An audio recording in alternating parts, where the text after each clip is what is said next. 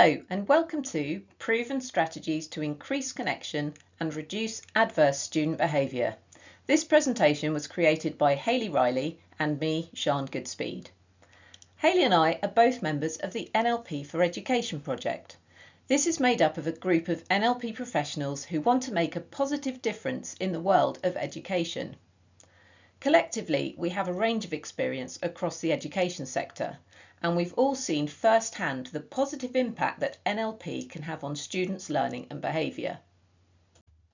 Hayley is a parent coach and educator, helping busy mums and teachers to listen and connect with their high school age children through training, workshops and coaching. Hayley also delivers workshops in primary school to the parents of Year 5 and 6 students on how to have a successful transition to high school and how to manage all the emotional changes, both parents and children's, that come with this phase of life.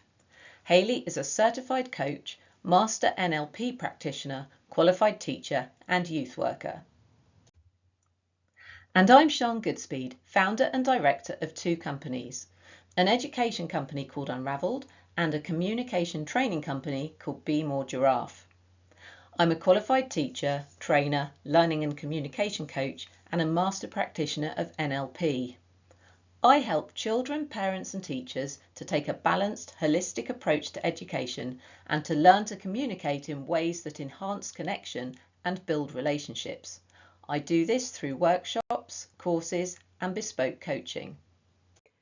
So now I'm going to talk you through a simple technique called the learning state. This is a technique that I use on a daily basis with my students. After I've gone through the demonstration, I will explain the benefits of using the learning state and why it's a good idea for you also to introduce this into your regular classroom routine. So what I'd like you to do is to just join in with me. First of all, find a comfortable place either to sit or stand, somewhere that your feet can be connected with the floor beneath you.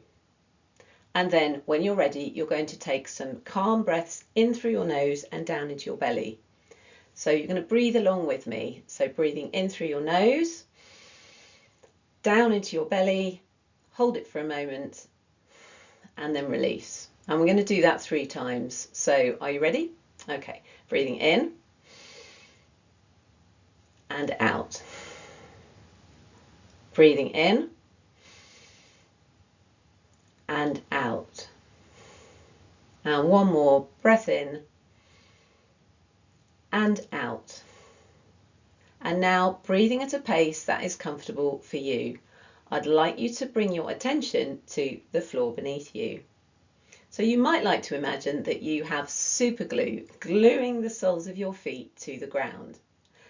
Or instead, maybe you want to imagine you've got some little tree roots growing out of the bottom of your feet, down through the floor beneath you, down through the foundations of the building, and down into the ground below.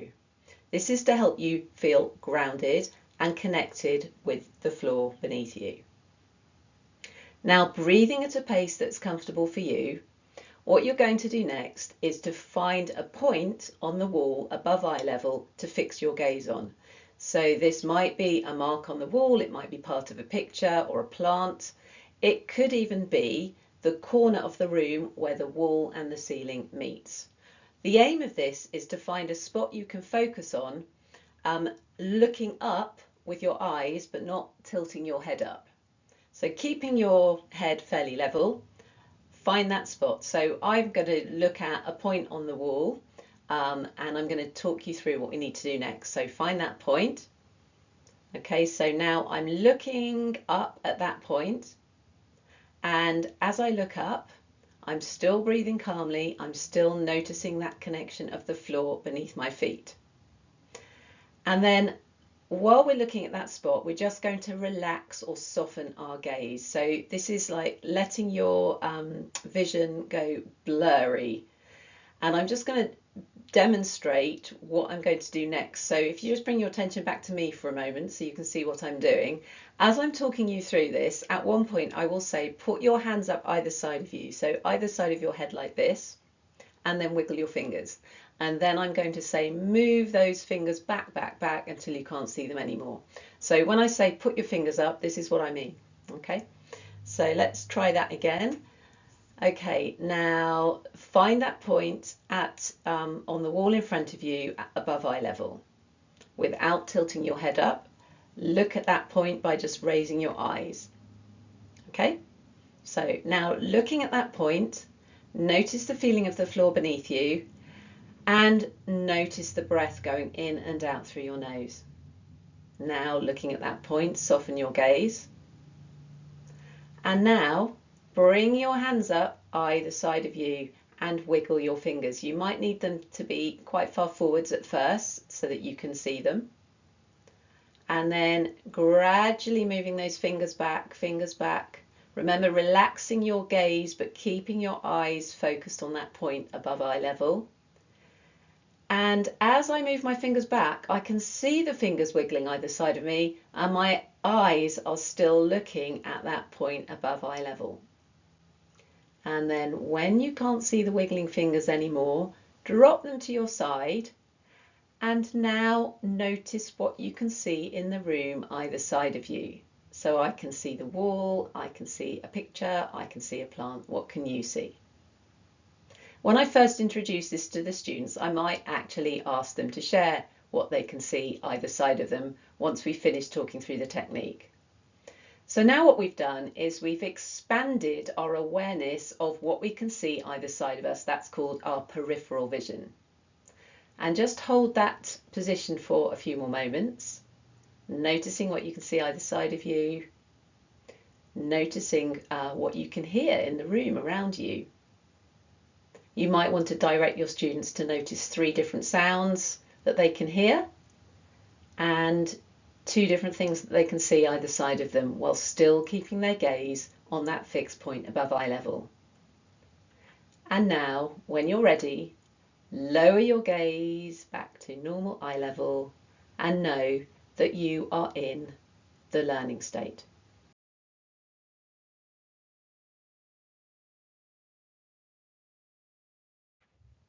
So that was just a quick demonstration of the learning state. It's important to note that once your students get the hang of this technique, you don't need to talk them through all the steps, and they can actually get into that state in a matter of moments. So once they're familiar with the techniques, you can drop the wiggling fingers. That step is really just to initially bring their attention to the fact that they have peripheral vision, that they can actually see either side of them without turning their eyes or their head. So when I get to the point where my students feel quite confident with this technique, I will just say to them, okay, now it's time to go into the learning state. Remember to ground yourself. So that's the step where we draw attention to the feeling of the floor beneath our feet, and then do some calming breaths, breathing in through the nose into the belly, and then find that point above eye level, look up, pause there for a moment, relax your gaze, switch on your peripheral vision, and then lower your gaze back to normal level. And it really is as simple as that. Now I'm going to talk you through some of the benefits of using the learning state and why it's a good idea to build it into your everyday classroom routine.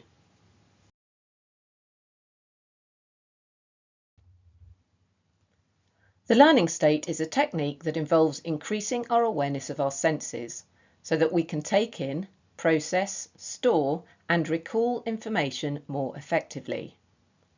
In the classroom, it's a really useful technique because it enables students to regulate their emotions, to concentrate for longer, to regain focus from distractions, as well as enhancing thinking skills and improving memory.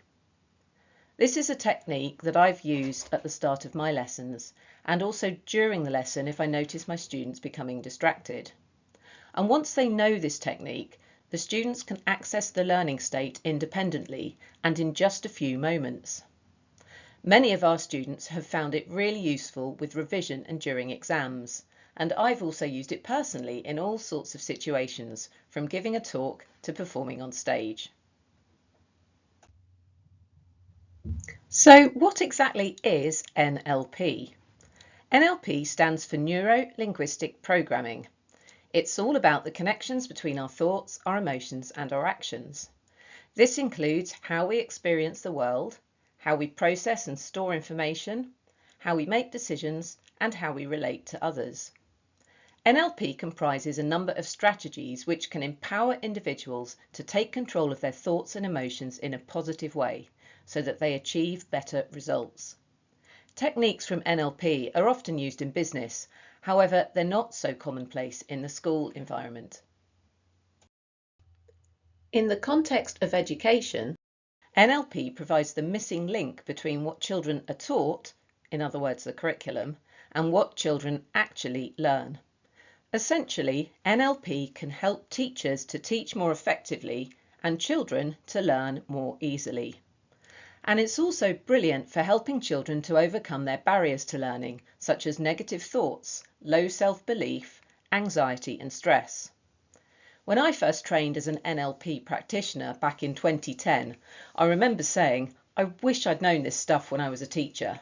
In fact, I wish I'd known this stuff when I was a student.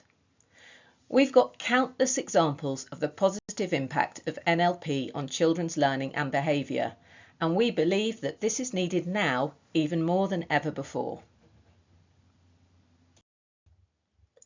Clearly, for students to learn effectively, they need to be focused, present, and in a state that's conducive to learning.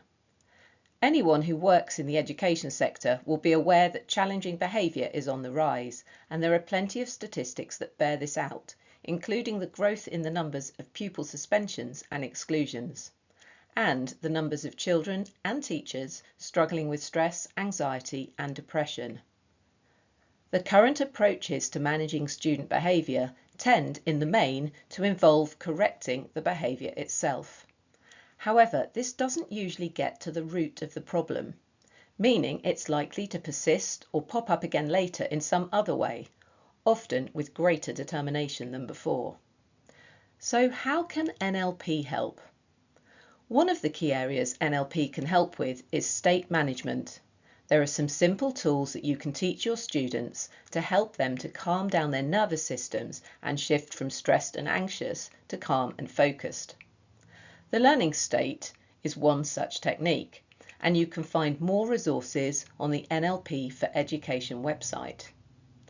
Another way NLP can help is by giving us tools to foster greater connection with our students. And recent neuroscience research tells us that feelings of belonging and connection are essential in a safe and productive classroom. Creating a feeling of belonging in the classroom is actually a biological necessity, not just good practice. Students' brainwaves synchronise with their teachers when they're learning. And for students who don't feel connected to them, a smile from the teacher reads like a smirk and can set off their flight or fight response. So it makes sense that if students are living in fear of being punished, they are unlikely to be learning effectively. And having a top-down, power-over approach to managing student behaviour is unlikely to be fostering feelings of belonging and connection.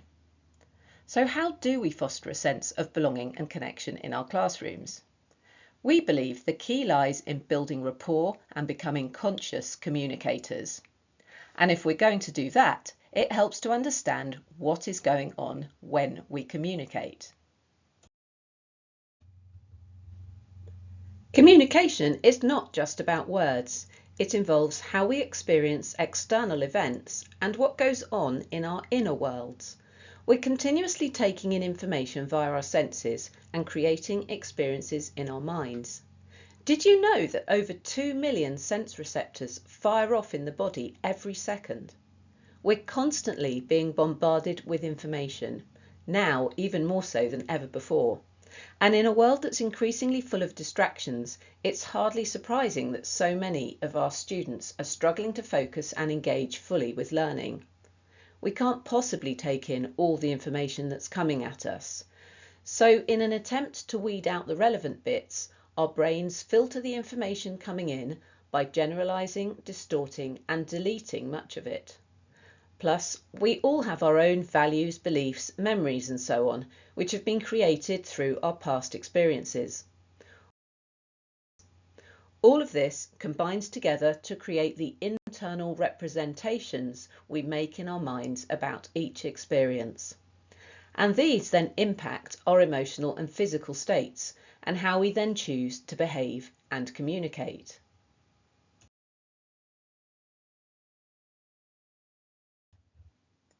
These internal representational systems are how we represent our world in our minds, and they're unique to us as an individual. And that's why two people experiencing the same event will have different memories of what happened, and it will impact them in different ways. Being aware of our own internal representation systems and those of our students enables us to be much more flexible in receiving information. And it also allows us to be much more intentional with the way that we choose to communicate, thus allowing for rapport, trust and connection to be created much more quickly and effectively. One of the ways in which we can identify our students' representational systems is by noticing their behaviour. Most of us have one or two more dominant or preferred ways of taking in, processing, storing and recalling information, and this will lead to certain characteristics or behaviours. For example, people who are more visual tend to memorise by seeing pictures, and they're also less distracted by noise.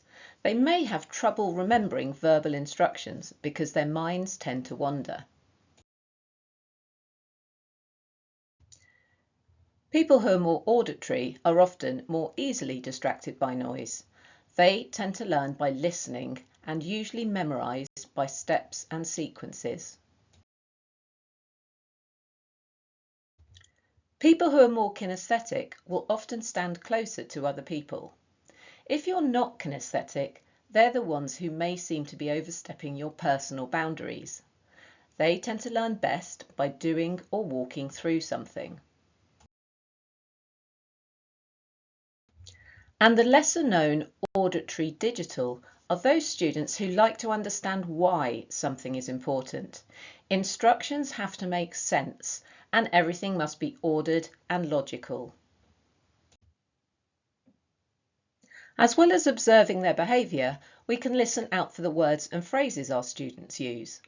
And we can then communicate with them using words and phrases that connect with their preferred representational systems. Here is a table showing some examples of language in the different styles. Being consciously aware of the communication style you use throughout your lessons will help you to connect with your students. For example, if a student's dominant communication style is kinesthetic, you may say something like, "Do you follow my train of thought?" or "Do you get it?" If their preferred communication style is visual, you may say things like, "Do you see what I mean?" For an auditory communicator, you might say, "Does that ring a bell?" And you could ask an auditory digital student if something makes sense, or "Have you figured it out yet?" Of course, when teaching a whole class, you're often addressing the whole group together. There's no need to phrase everything you say in all four styles. However, what you can do is make sure you mix them throughout the lessons. We invite you to start paying attention to the phrases you tend to use during the day to see if you notice your own preferred communication style. Do you tend to rely on the same words and phrases? If so, could you have a go at mixing it up and seeing how your students respond? You might also like to check out the Representational Systems quiz on the NLP for Education website. This is a fun activity to try on yourself and also with your students if you'd like to. In addition to being aware of our communication styles, it's also helpful to be aware of how we use certain words and phrases and to consider how these might be impacting our students. Here's some of our favourite language tips. Firstly, remember to say what you do want, because the subconscious mind doesn't actually process negatives.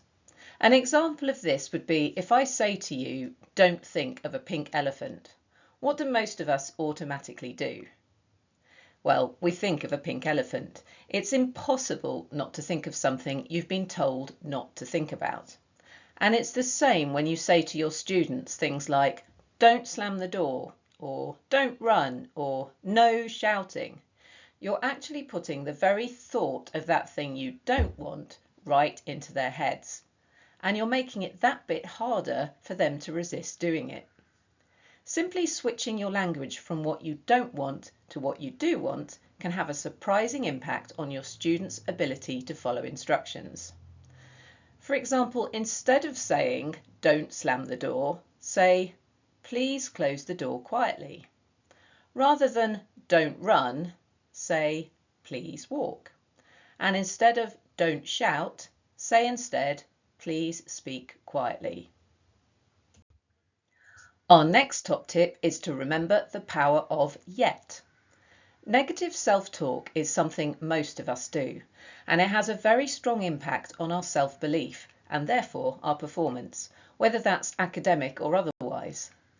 Encourage your students to change how they talk to themselves, to bring out their inner champion rather than their inner critic. And when they make comments such as, "I can't do this," encourage them to shift to a statement with the possibility of future success. Adding yet to the end of these sorts of statements is really helpful. For example, "I can't do this yet." One of my favourite top tips is don't stick your butt in my face. Have you noticed how when someone tells us some good news, we can usually sense if there's a but coming? How does it make you feel when somebody sticks their butt in your face? It can actually be quite deflating, can't it? Somehow, a but delivered in a sentence has the powerful ability to negate anything positive that's come before it. So when we give feedback to students, simply switching the but to and can make all the difference in how that feedback is received. For example, when marking a piece of writing, you might say something like, "You've worked really hard on your handwriting, and next time could you add in some punctuation as well?"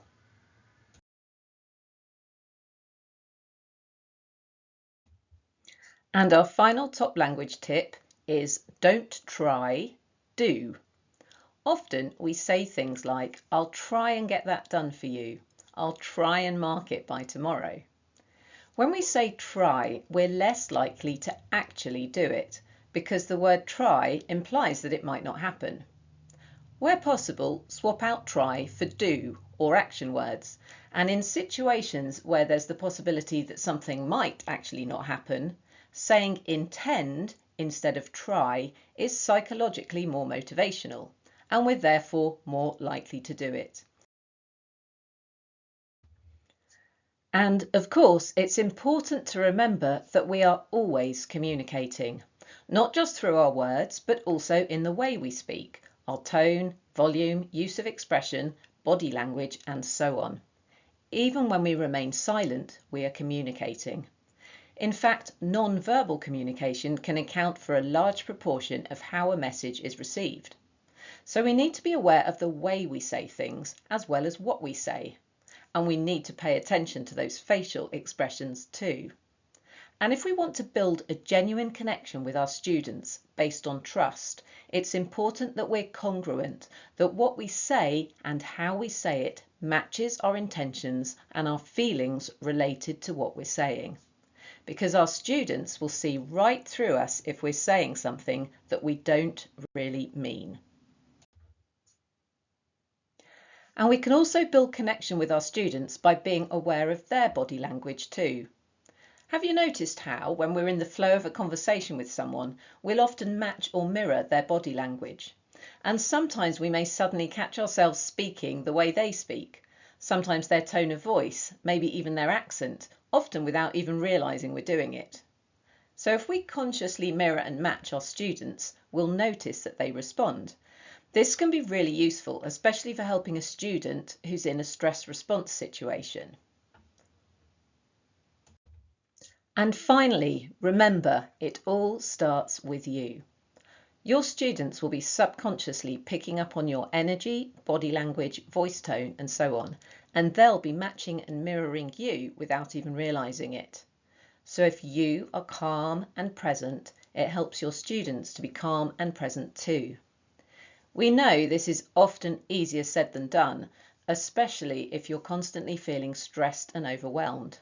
And that's why it's so important that you prioritise your own self-care and self-empathy. Again, this isn't always easy either, but it is essential you look after yourself. And if that feels like a selfish luxury, remember it's not possible to show up and do the job well if we're exhausted and burnt out. And the good news is that there's also some really useful NLP techniques that will help you to shift to a calmer state, even in the heat of the moment. If you'd like to know more about those, then check out the NLP for Education website. So we've covered quite a lot in today's session. Now that we've whet your appetite, we invite you to consider what small changes are you going to implement in your classroom to build even stronger rapport and connections with your students. As a reminder, we've explored the learning state, mirroring and matching, representational systems and communication styles. What first steps can you take to put any of that into motion in your classroom? You might like to pause this for a moment and have a think about what first steps you could take. You might even like to write them down. If you'd like some support in shifting towards a more connected approach in your school, or you'd like to learn more about how NLP can enhance your students' learning, then check out the NLP for Education project on www.nlpforeducation.com. And if you want to know more about the work that Hayley and I do, then please check out our websites. Goodbye, and thank you for watching.